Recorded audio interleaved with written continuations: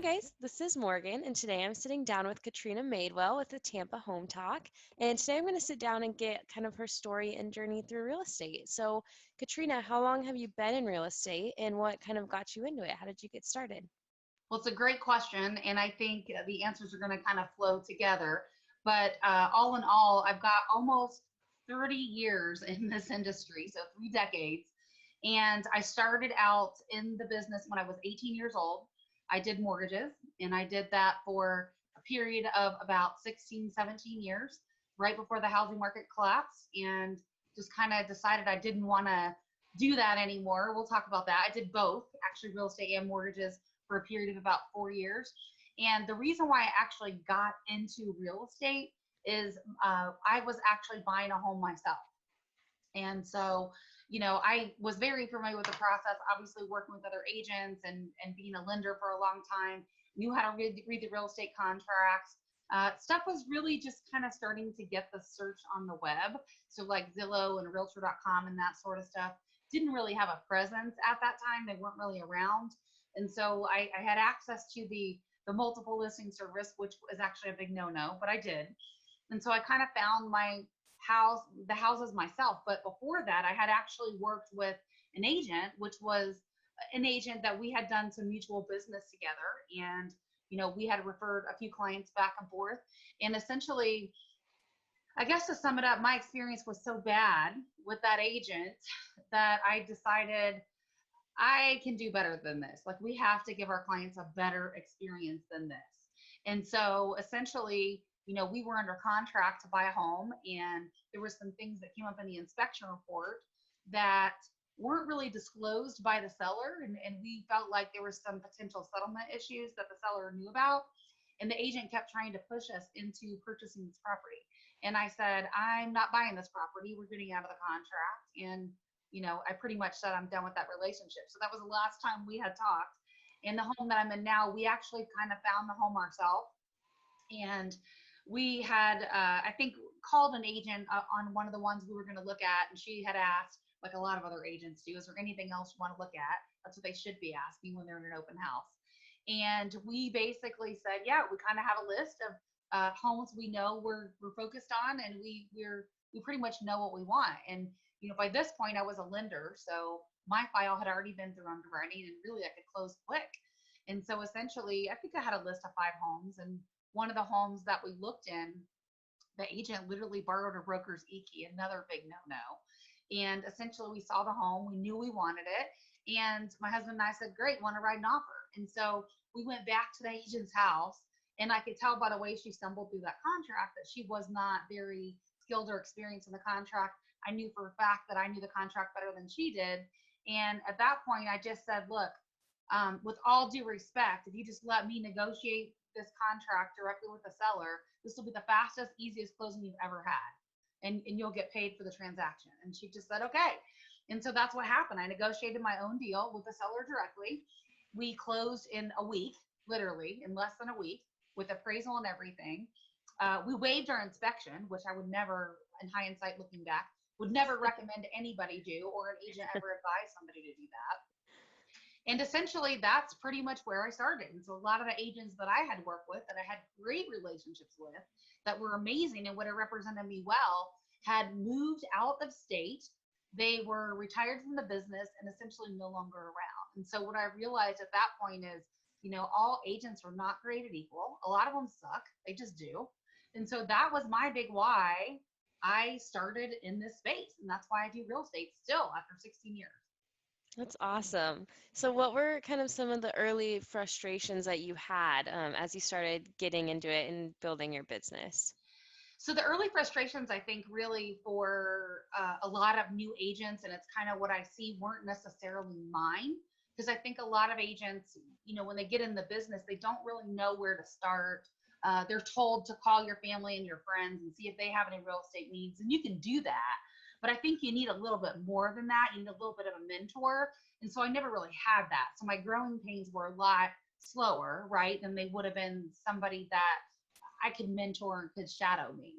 And so essentially, it's, I had 16 years worth of clients already built in on the mortgage side. So I had a ready to go database and could run with that. And so most people are not going to have that. And that's the biggest challenge that I see, is helping people learn how to build their network and be highly referable. And so that's where I think we really shine. Yeah, for sure. So, what were some of the like tips or tactics that you used in kind of the early years that helped you grow your business to where you are now? One of the first things I remember doing was we sent out a reconnect letter. And so this was before video and before really cool interviews like these, right, Morgan? Yeah. And so we basically sent out a letter. And what we would do at that point was essentially say, send a reconnect letter. It just says, hey, I worked with you at some point in the past. I did your mortgage. I helped you with a purchase or refinance. And I just wanted to let you know I'm now entering the real estate space. And so what I did was I kind of explained my story, like exactly what I just told you, why I decided to get into real estate. And so I had one agent at that time that I think he had got the letter or somehow found out. And it was kind of a weird thing for me because I didn't want some of the agents we were working with to feel like I was competing against them, because I really wasn't, especially when I did it for a period of 4 years. I just wasn't competing with them.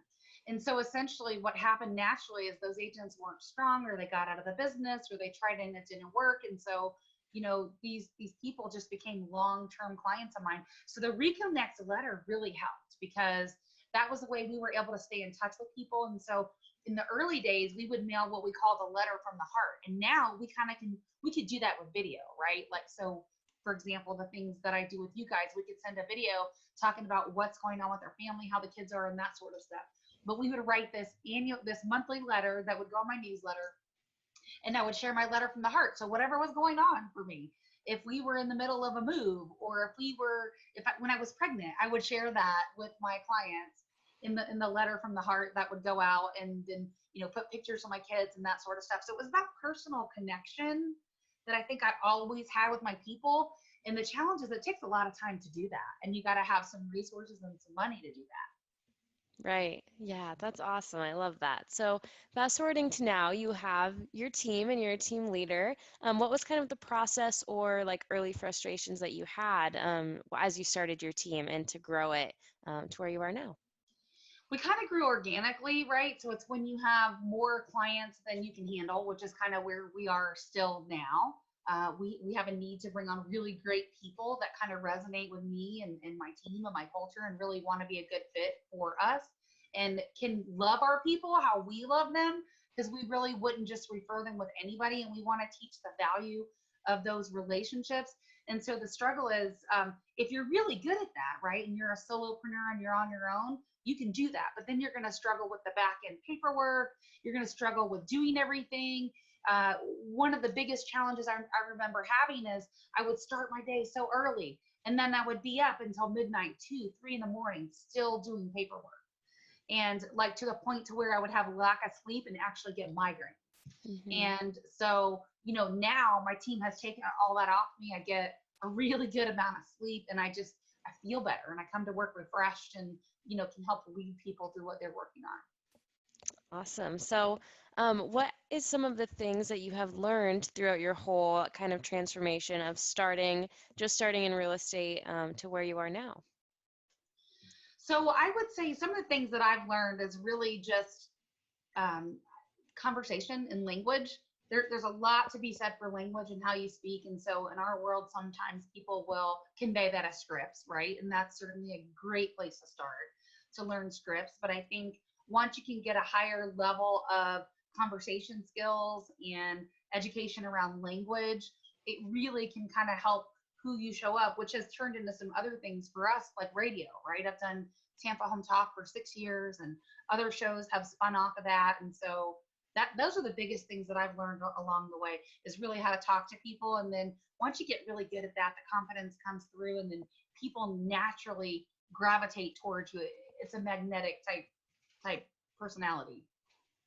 Awesome. So, for all the newer agents watching, what is some advice that you would give them if they're in the shoes that you were in the first couple years or at the start of your business? My advice would be just to be real, right? So if you don't know the answer or you're newer, I think people can respect that, right? Especially if you can lean on a team like like myself, and I mean, I've got 30 years. There's nothing you can ask me in real estate I can't answer. So a new agent, if you can just start with being uber transparent and just care about them, more than you care about your own needs, because people can feel that.